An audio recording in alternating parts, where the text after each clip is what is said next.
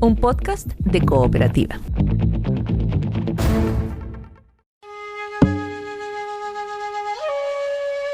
...21 de diciembre de 2012... creado 5 siglos antes de Cristo... el calendario maya marcaba ese día como el fin de un ciclo. Se cerraba uno de los 13 Bactún... con los que los mayas dividían el tiempo en periodos de 400 años. Se cerraba un ciclo, pero nadie lograba descifrar cómo o por qué. En el vacío se empezó a hablar de la profecía maya. A propósito del fin del mundo, esta ha sido siempre o desde siempre una de las mayores incógnitas para el ser humano. Según algunos, los mayas aseguraron que el fin del mundo sería en el 2012. Para unos, un momento de renovación espiritual, para otros, el apocalipsis. La profecía maya circulaba en especiales de History Channel, episodios de los archivos secretos X y hasta Mel Gibson filmó una película. Las librerías se llenaron de novelas con títulos como El Testamento Maya, La Serpiente Emplumada, El Tigre de la Luna. La NASA respondió miles de consultas sobre el fin del mundo. En Estados Unidos creció la venta de refugios antibombas y en Brasil un alcalde llamó a juntar agua y alimentos. En las ruinas de Tikal y Chichén Itzá se organizaron festivales y celebraciones.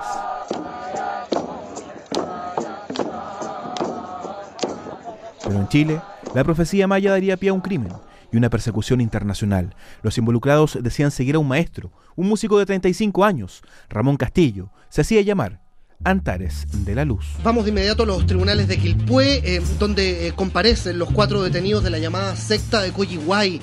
Están acusados de incinerar a un recién nacido en una suerte de rito de salvación. La guagua sale desnuda, ponen una cinta en su boca para que no llore o no grite, la ponen sobre una tabla y después de dirigirse a los espíritus, arrojan esta guagua viva a una hoguera.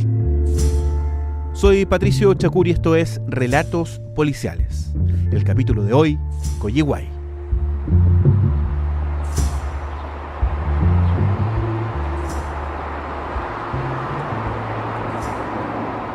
Recuerdo perfectamente ese día, desde la madrugada había vehículos atravesados en la vereda de la calle Rosas, en el centro de Santiago.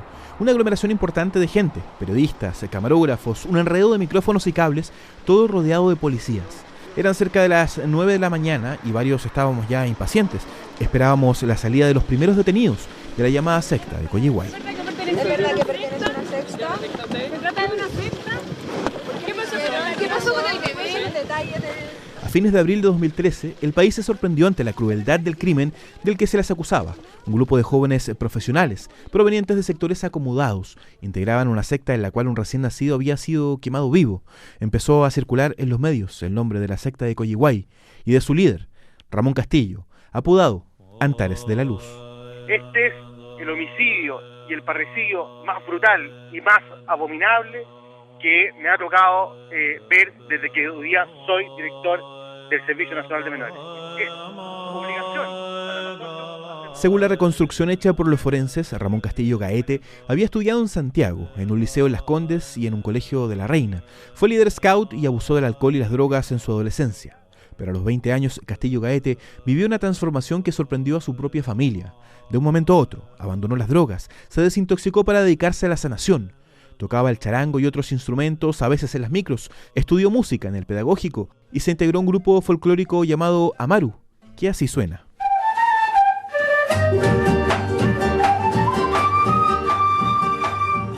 La música era su pasión.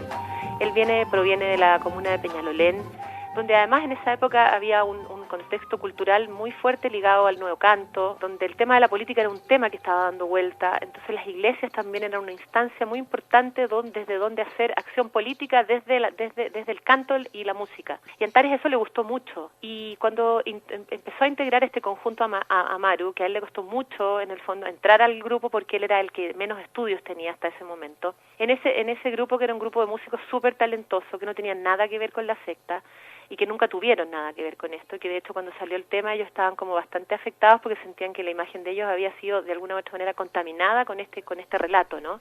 En 2013 la periodista Verónica Foxley empezó a investigar a Ramón Castillo y sus seguidores, a la llamada secta de Coyihuay, y plasmó su historia en el libro 5 gotas de sangre. Hay un momento que es súper raro, que ocurre cuando Amaru se va a Ecuador. En Ecuador ellos hacen una gira súper larga y Antares está obsesionado con subir un cerro. Y de ahí Antares empieza a decir que él quiere irse a vivir a Ecuador, que se quiere quedar en Vilcabamba, que es un lugar mágico para él. Y después hacen un viaje a China. Días previos al viaje a China, lo que pasó con Ramón fue que él tuvo una reunión con el grupo Amaru, porque todos los demás estaban sacrificándose mucho para hacer los ensayos del grupo, y una serie o sea, estaban todos muy exigidos, y Ramón no podía llegar a todo porque hacía clases de clarinete y todo. Entonces le dijeron que después de China tenía que tomar una decisión. Y cuando volvió de China, la decisión de él, hicieron una reunión en la casa del director del conjunto, y ahí les dijo que él no podía seguir.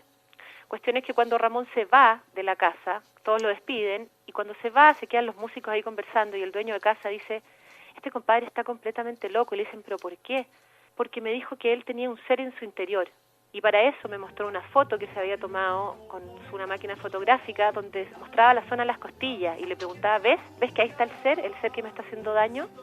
Y entonces en ese momento Céspedes, que era el director del conjunto, dice, este tipo está completamente loco. Y desde ahí en adelante no lo volvieron a ver.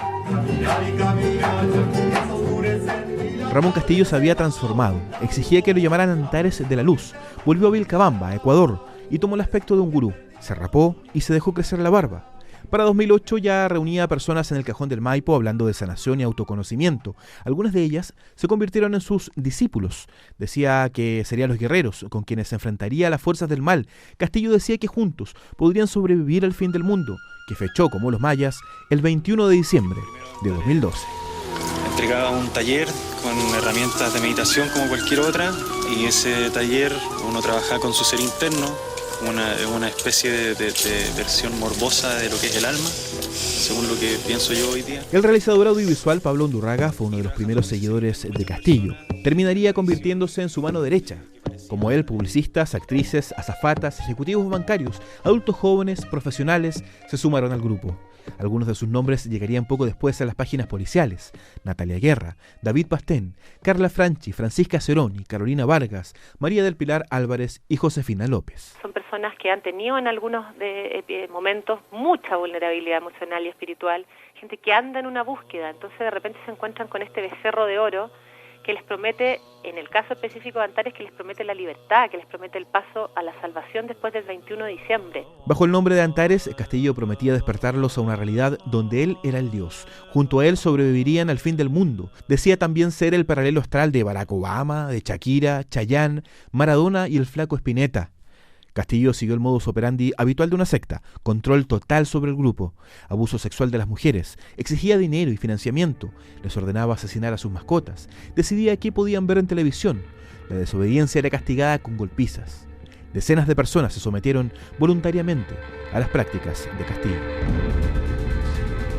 Lo conocí en un par de ocasiones y la verdad que yo lo encontraba chalado, pero dentro de las cosas que hacían en un inicio me parecía completamente benigno. Mira, el sistema de reclutamiento es tal como escucharon, que era un curso de meditación y de autosanación.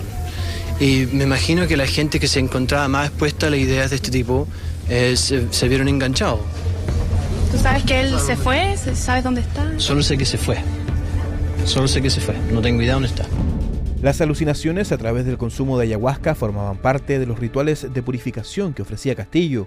Para seguir adelante con sus prácticas se instalaron en un lugar alejado, en el fondo de los culenes de Coyihuay, en Quilpué, un lugar apartado, lejos de la vista de los vecinos. Es que este es un lugar rural. Por ser rural se presta para que mucha gente venga y se aproveche, digamos, de esa soledad que se da acá en los lugares rurales en general.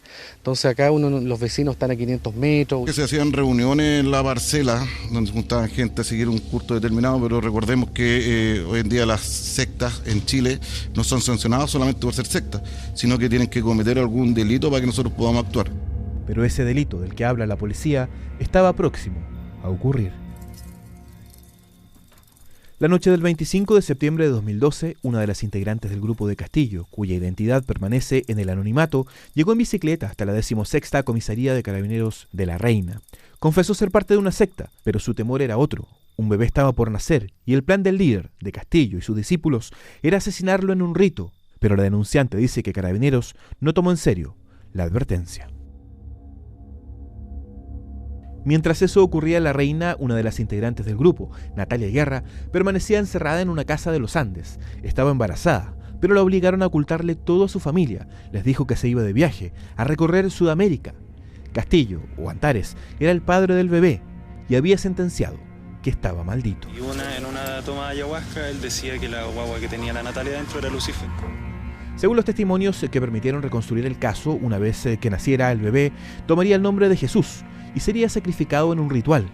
Castillo planteaba que su crimen permitiría salvar al mundo. Poco antes de la medianoche del 23 de noviembre de 2012, a 48 horas de su nacimiento, el bebé fue asesinado. De acuerdo al plan de Castillo, la muerte tenía que ocurrir cerca de las 11 de la noche.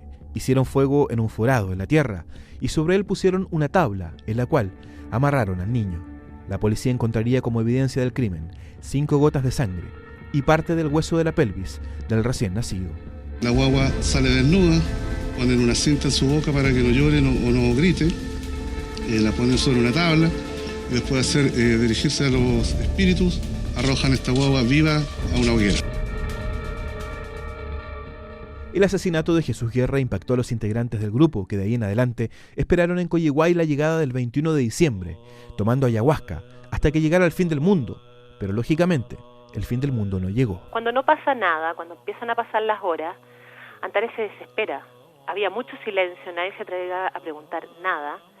Pasado un par de horas de la medianoche, Antares les dice, bueno, ¿saben qué? Mi ser me acechó, no me iluminó hoy, me iluminó el 21 de marzo en Vilcabamba, así que mañana me desarman el campamento y vayan todos pensando cómo juntar plata, porque nos tenemos que ir todos a Ecuador. ¿Y cómo reaccionó entonces el grupo? Pero ahí hubo un momento de crisis súper fuerte por parte de Carolina Vargas, que se fue unos metros más allá en un semibosque, y ahí le dijo ella a Pablo Undurraga, le dijo, ¿sabes qué, Pablo? Yo me voy.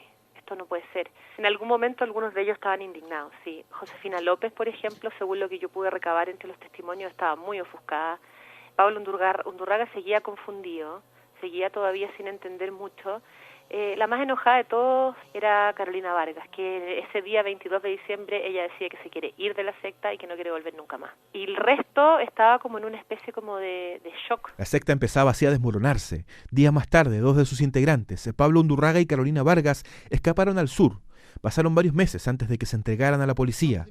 Es abril de 2013. Comparecen los 4 detenidos de la llamada secta de Coyihuay.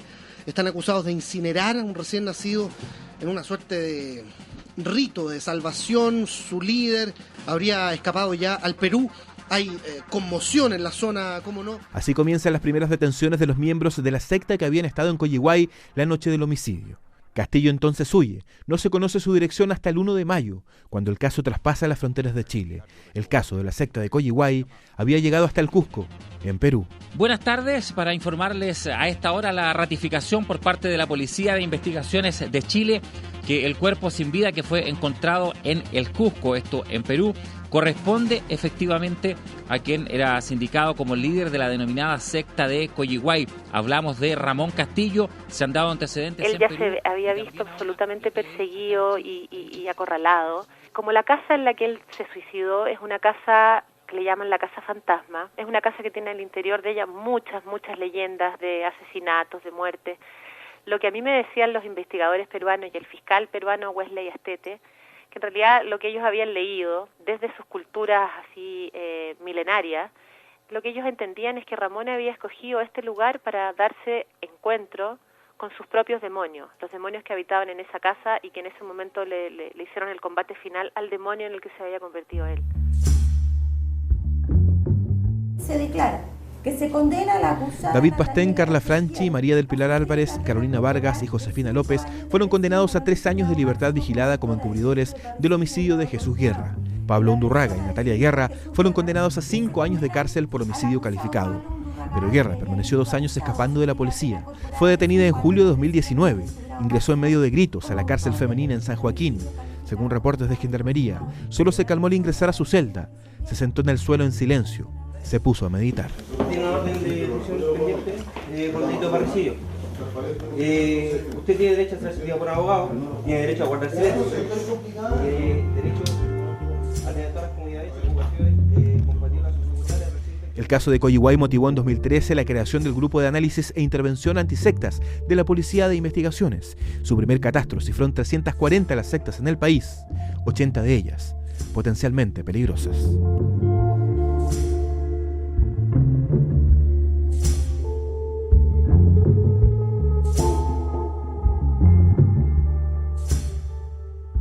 Este capítulo de Relatos Policiales fue grabado a las 4 de la tarde del martes 24 de septiembre de 2019. Contiene material de archivo y entrevistas de Radio Cooperativa, Canal 13, Mega y TVN.